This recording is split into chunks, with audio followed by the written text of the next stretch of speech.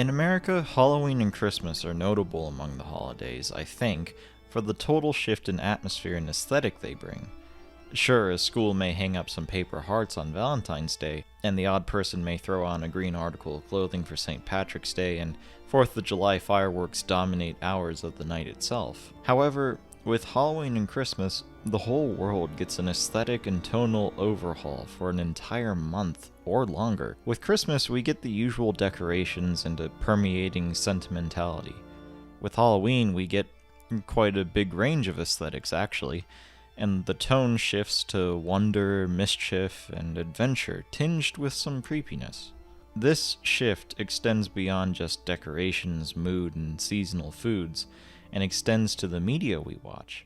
Halloween specials are a big part of the holiday, and arguably have been for the longest time now.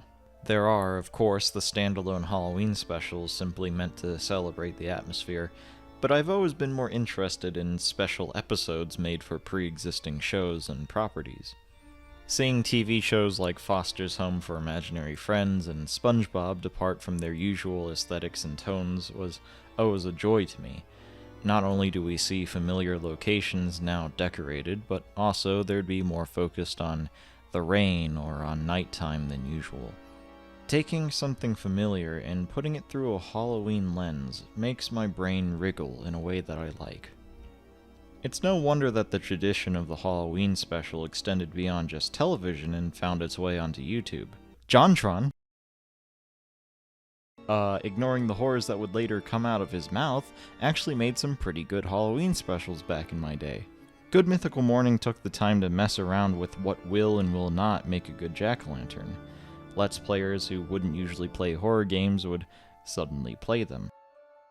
As television was phased out in my house, I found myself forming more fond Halloween memories around YouTube than I did with television. A good example was Jacksepticeye's month-long Halloween event, wherein a haunting in his house becomes more and more evident, making itself known even in his non-horror Let's Plays, culminating on Halloween night with a special finale.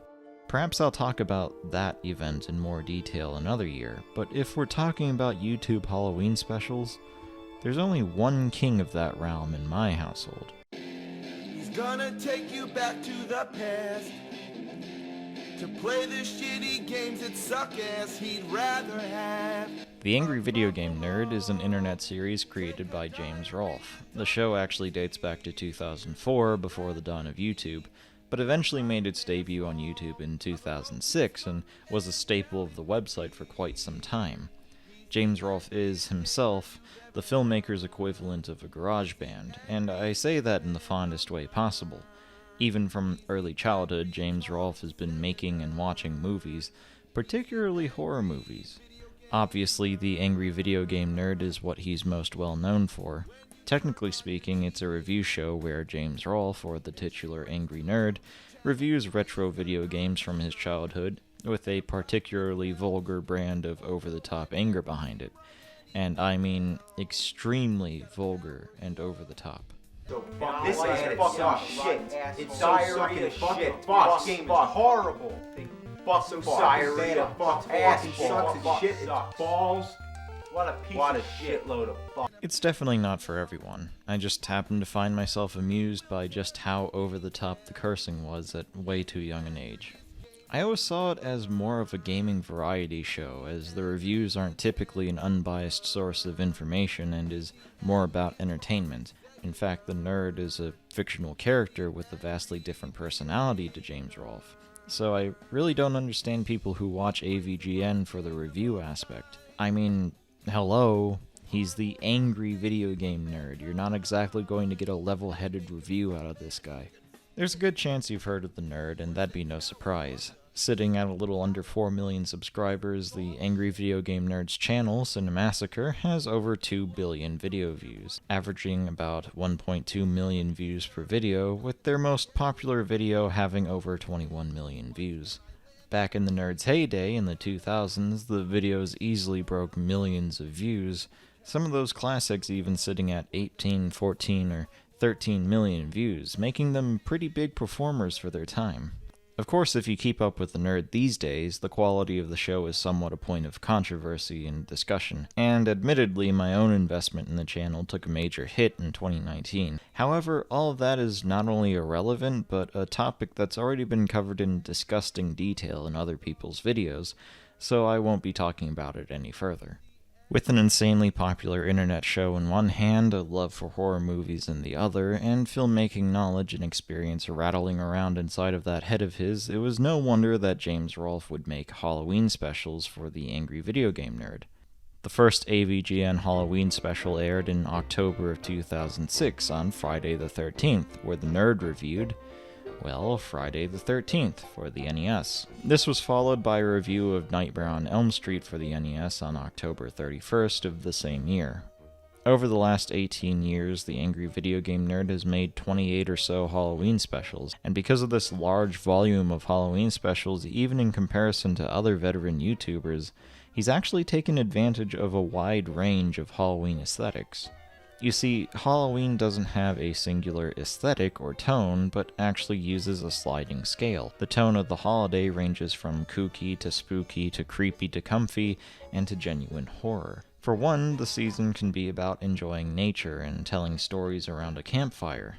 To another, it's a time to indulge in corny media, and to many, it's a time to watch movies that make them think twice about what bumps in the night. I personally think that this versatility is one of the holiday's greatest strengths, and compared to his contemporaries, the nerd has harnessed that strength over the years unlike anyone else.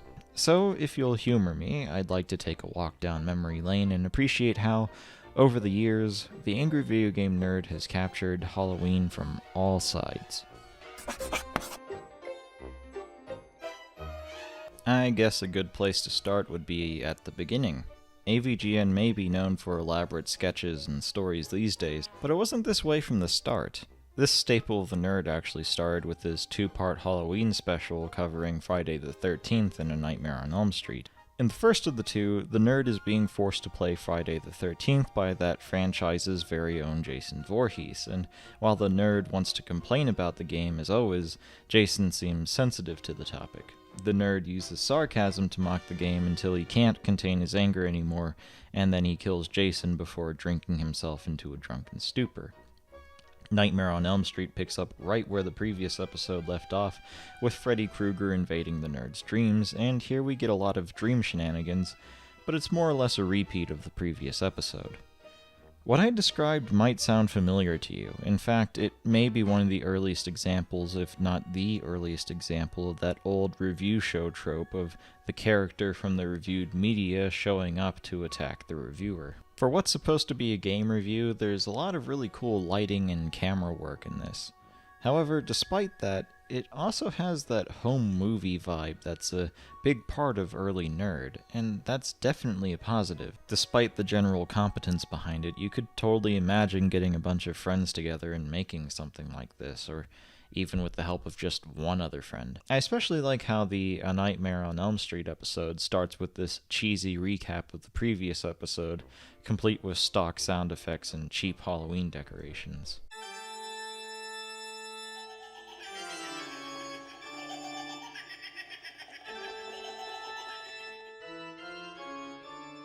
Happy Halloween and welcome to the show. Last episode, it gives that vibe that I hold dear of visiting someone's house on Halloween, and they put a sincere effort into playing it up, even with limited resources. I'm also sure this was James's way of harkening back to the old horror hosts that'd be present on TV horror marathons back in the day. His two-parter from the next year had the same sort of atmosphere going. This time he reviewed Texas Chainsaw Massacre and Halloween for the Atari 2600.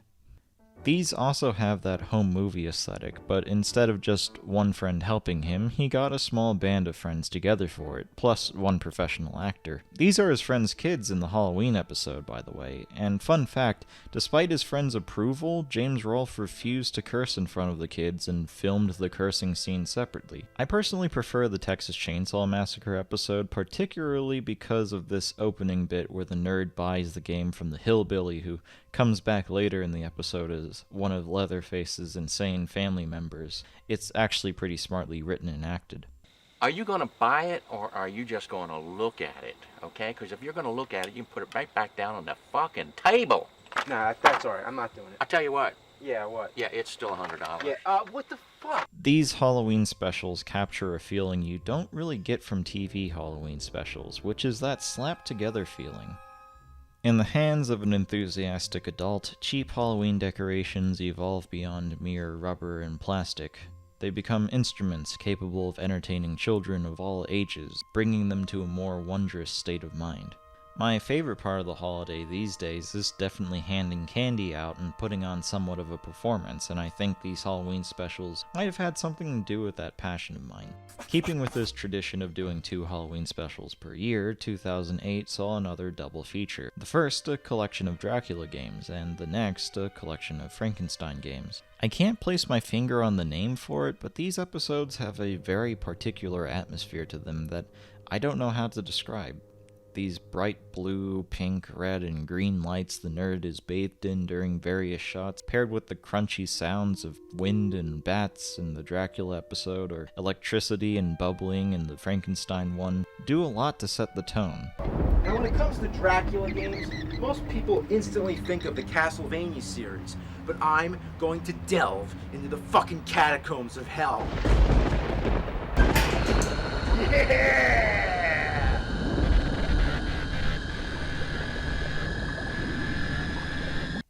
The Frankenstein episode, the second of the 2, is clearly meant to be the main event, as it ends with the nerd climactically beating a final boss while his own monster tries to kill him.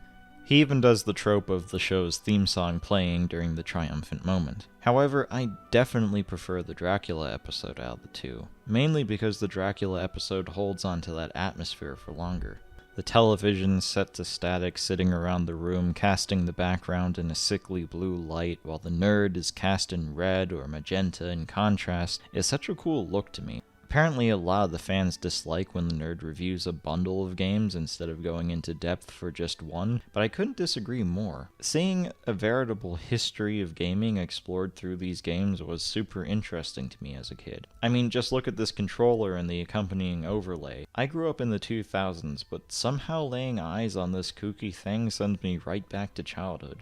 Seeing the nerds struggle with the text-based game was also an absolute treat. Okay, what shall I do now? Go east again? Use 1 or 2 words only. Oh, okay, I'll give you 2 words. Fuck you. Don't know how to fuck something. 2009 saw the release of CastlevaniaThon, which was James's retrospective of the Castlevania franchise from his own point of view.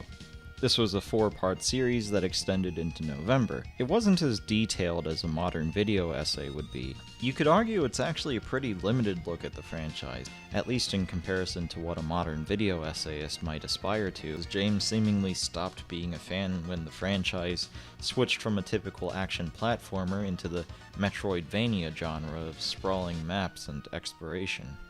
It succeeds as something personal and atmospheric. These videos aren't really about Castlevania, they're about James and how he felt as a child playing them. He takes the time to paint the picture, to describe how these games stood out to him among the rest as a horror fan, and how exactly it made him feel growing up. While his Halloween specials from 2006 and 2007 had a homely vibe, and while Dracula and Frankenstein games from 2008 were neon-soaked atmospheric treats, James smartly co-opted Castlevania's existing atmosphere. By using Castlevania's music and smartly editing the video so that the script flowed smoothly with the music, he took Castlevania's atmosphere and turned it into the atmosphere for these episodes. James was doing more than telling you he was once an imaginative kid who got immersed in the game's scenery and atmosphere. He takes the time to make you feel like that imaginative kid along with them. At the time, this must have been the greatest opening to any video game yet. The fog keeps rolling in until it envelops the shattered gravestone and almost seems to be creeping into the room itself.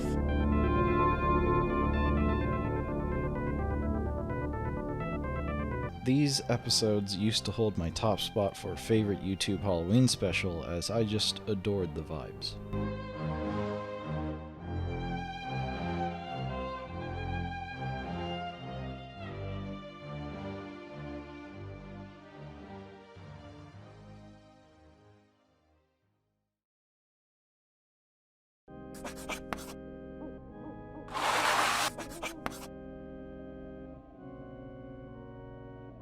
The nerd had some pretty good Halloween specials after this, of course.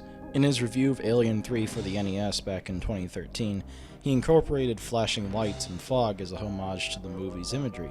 However, I'd like to jump ahead to 2016's Berenstain Bears games. There's only so many horror games for consoles that fall into the nerd's domain, and only so many of those horror games have things for the nerd to talk about. As such, for 1 year, James decided to review various games based on the Berenstain Bears, a series of children's books that you probably vaguely remember, as they were very popular. The horror twist was actually pretty funny. You probably already know what the Mandela effect is, but if you don't, it's a phenomenon where people have false memories. It's named such because one popular example of it is people falsely remembering that former South African President Nelson Mandela died in the 80s, whereas in reality he didn't pass away until 2013. Another popular example of this phenomenon actually centers around the Berenstain Bears, as many people misremember the name as Berenstein, spelled like Frankenstein. Wait a minute.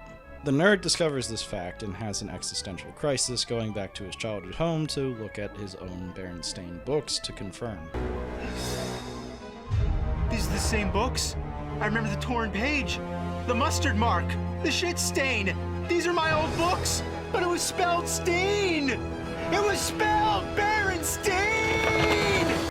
From this, he eventually learns that he used to live in a different universe before slipping into this one, and is faced with the existential dread that his original reality, the one where his childhood took place, is inaccessible to him. And then toys come and try to kill him. God, he loves his inanimate objects attacking people. Fun fact, when he first posted the video, the title actually read as Berenstein Bears, but was soon changed to Berenstain. He switched it back and forth a couple times until settling on the proper spelling of the name. This led to a cool effect where if you looked at the video the next day, you might find yourself surprised that the title of the video isn't how you remember it. According to the fan wiki for the episode, the title even read as Bloodstained Bears at one point, and if that's true, I'm sad I missed it. Either way, brilliant little gag. Despite all of this brilliance, the touch I actually appreciate the most is the decor. Because the games are based on books for preschoolers and young kindergartners, he's decorated the nerd room with these silly die cuts. These decorations, according to my memory at least, were popular among schools and parents and festivals that are meant to be kid-friendly. I can only assume this is because they're pretty affordable and often child-friendly in their appearance. I even used one in my decorating for years. Yet another Halloween aesthetic explored by one of these specials, and it was an aesthetic I'd nearly forgotten about. While it's not my favorite of the Halloween specials, I'd be remiss not to mention the Nerd's Halloween special from 2017, as it's certainly the most surprising out of all the specials. 2017 saw the angry video game nerd tackle Polybius. There's a good chance you've heard of Polybius, as it's one of the most infamous video game urban legends regarding an arcade game that makes its players addicted, and those players marathon the game until they die. Of course, the existence of this arcade game has never been confirmed, but that doesn't stop the angry video game nerd from talking about it. This episode is notable because it was originally uploaded as multiple parts over multiple days on Cinemassacre's second channel, and was stylized as found footage. In the episode, the nerd is told that a real Polybius arcade cabinet has been found, and he's offered a chance to look at it and play it himself. For the first couple of days, he travels to an arcade storage warehouse to play the game, but he doesn't show any footage as he's worried about the game having harmful effects. However, he slowly gets addicted to playing the game, and even seems to be possessed by it as he locks himself in the warehouse, where he spends the next few days doing nothing but playing the game. When I first saw the episode, I was truly surprised, almost entirely abandoning the comedy aspect of the show in exchange for found footage horror truly caught me off guard. James's love for horror and filmmaking is on full display, as the episode manages to have some truly chilling moments.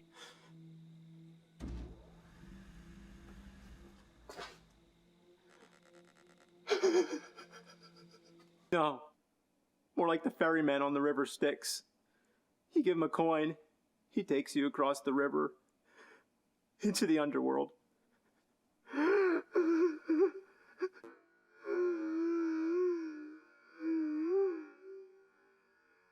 The competence behind the horror makes this episode truly feel like a special event. My one complaint is that James uploaded the individual parts on his second channel, and then uploaded all the parts as one video on the main channel. Because of this, my first experience with this episode was seeing it all at once instead of one day at a time, which must have been a really cool way to watch the episode, as you'd have to stew in anticipation between each part for a full day. Okay, so what's my point? Am I just here to say, these are things I like and why I like them? Well, kind of, but in doing so I think I've touched on a truth about Halloween. I think out of all the major holidays, it is perhaps the one that encourages creativity the most. Pretty much anything and everything is welcome at Halloween if you can make it fit into one of the various genres of the holiday. The flexibility of the holiday to be either campy and silly or legitimately disturbing and terrifying or anywhere in between, combined with the fact that any sort of monster from any source is welcome in the holiday, makes it such a versatile subject matter. The AVGN Halloween specials stick out to me because of the sheer variety they display, showcasing the very versatility I'm talking about. If Christmas and Thanksgiving are about family, then Halloween is about community. The act of decorating our houses and handing out treats is a way to connect with children of all ages and to create and provide new memories. And if indeed YouTube has any sort of community within it, these Halloween specials may serve the same purpose. So, I'd like to thank all of those YouTubers who took the time to make my Halloweens so memorable, especially the one and only Angry Video Game Nerd.